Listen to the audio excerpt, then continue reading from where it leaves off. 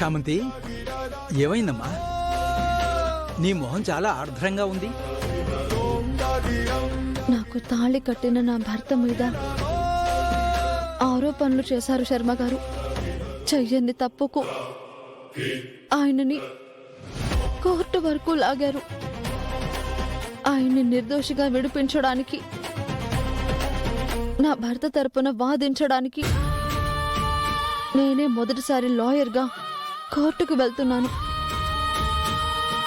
అమ్మ ఆశీర్వాదం కోసం వచ్చాను. చామంతి, నువ్వేం దిగులు పడకమ్మా.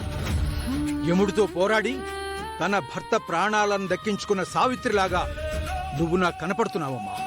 తప్పకుండా నువ్వు విజయం సాధిస్తావు.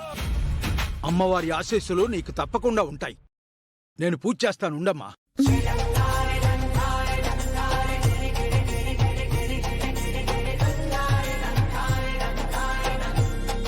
తల్లి, నా మొదటి కేసు నా తండ్రిని విడిపించాలి అనుకున్నాను.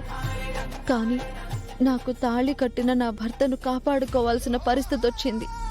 ఇద్దరూ నాకు రెండు కళ్ళే. ఏ కంట కన్నీరొచ్చినా తట్టుకోలేను.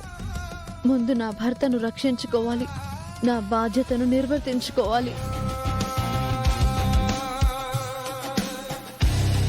చామంతి, మనోవాంఛా ఫలసిద్ధిరస్తు, ఇష్టకామ్యార్థ ఫలసిద్ధిరస్తు. ఇక నువ్వు ఏ సందేహాలు పెట్టుకోకమ్మా. ధైర్యంగా వెళ్ళు. విజయోస్తు.